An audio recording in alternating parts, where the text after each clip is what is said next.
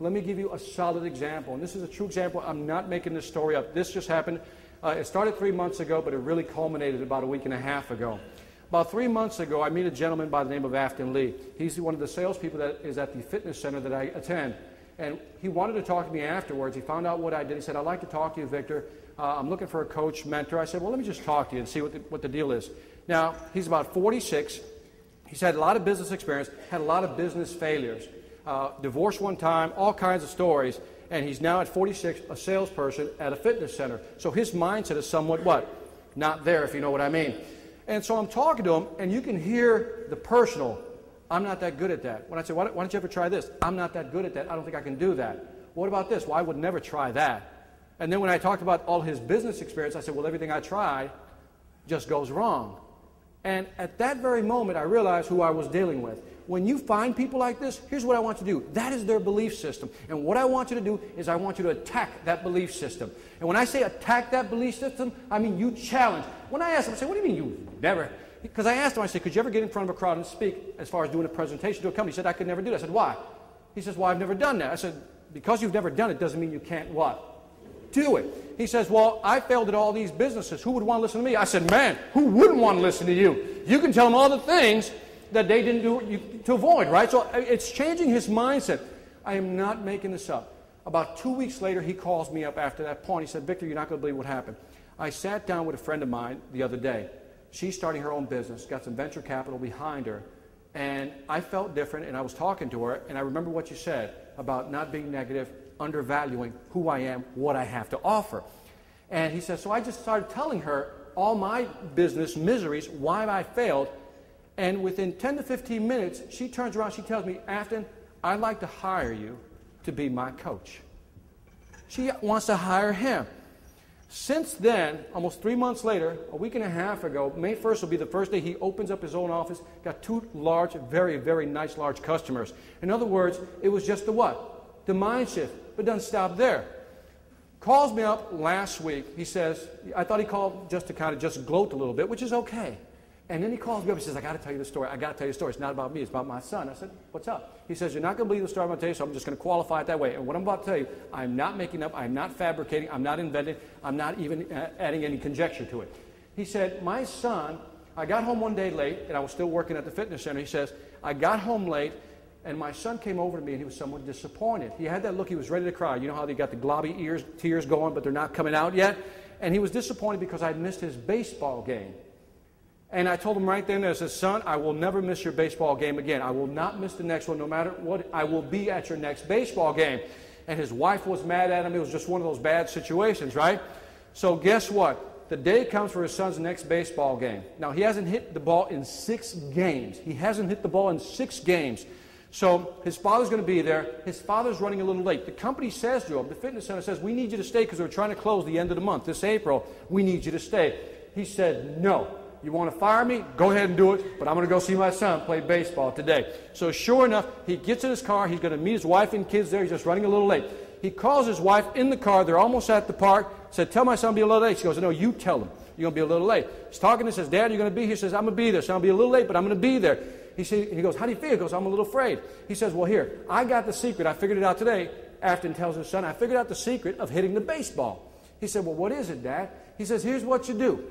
He said, when you get up to the plate, he says, put your bat on the plate. He says, count to 3. Lift the bat up and swing at the first pitch and just go for the fences. He says, you sure that's it? He says, is that all? He says, yeah, that's all you got to do. That's all you focus on.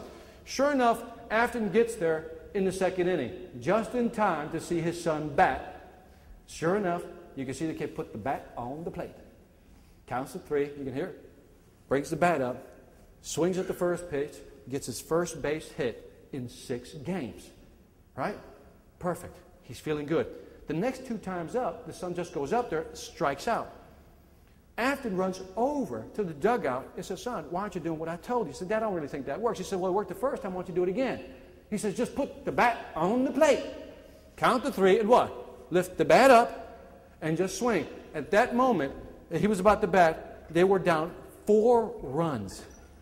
4 runs, one of those wonderful stories, bottom of the 9th, 4 runs, 2 outs, bases loaded. Here he comes. The rest of the team is thinking, we're done. Let's go home, right? Sure enough, gets up there, puts the bat on the plate, counts to 3, lifts the bat up, and sure enough, he swings, and it's back, back, back, back. Not a home run, hits the wall, right? Rounds the bases, he gets a triple, 3 runs come in. They're still down 1. Next kid comes up, who's worse than him, gets up, first pitch, cracks it out of the park, they win the game. True story. Now, here's where the genius part comes in of what happened afterwards. The families are celebrating. The mother runs over, not to Afton's kid, to her own kid, and she says, son, how'd you hit that ball? She goes, I don't know. I just heard Mr. Afton telling his son, put the bat on the plate. Count to 3, bring it up, and just swing for the fences. He goes, that's how I hit it. And at that very moment, Afton realized the impact. He now has to attend every game. That's kind of the requirement now that he has to be there. But here's the cool thing. Sometimes we as counselors, we as people of education, we never see the fruits of our labor sometimes. And sometimes we see only what I call 1 degree. You ever help somebody directly? That's what I call 1 degree of visibility. That day and that phone call, I got to see 3 degrees of visibility. Because you got to add this up. I helped Afton. Afton what? Better attitude now helped what? His son, who in turn helped a kid I don't even know. This is called the ripple effect, folks. And sometimes we as educators never see that. And this is one of those rare moments that you actually get a glimpse into something like that. You're making an impact, but you may not be able to see it today. And I'm here to tell you, when I went to high school, I had a good grade point average, but I remember my counselor told me I couldn't go to school, I couldn't go to college. I remember filling out the form, taking it out to my counselor, giving it to her, and says, there's no way you're going to go to an engineering school and get an engineering degree. And you know what I did? I walked outside her office and I threw the form into the garbage. But if it wasn't for somebody, my other counselor, who's heard I wasn't going to college because I was disappointed. When somebody just puts a knife in you like that, you don't want to do anything. But if it wasn't for my other counselor, Mr. Penagakis, what a name. He comes up to me and says, Victor, you can do it. You can do it. And just hearing that, you could do it. Basically, what was he telling me? Oh, you can do it. Just put the bat on the plate. Count the what? 3. Lift it up and just swing for the fences. When you're counseling somebody and they just don't have that confidence, they don't think they can do it because they've never gone to college, what are you going to tell them? Count 3. And it's swing, and that's all you got to tell them. That's all you need to do. Are you with me? Give me a big yes. All right. Educated. All right.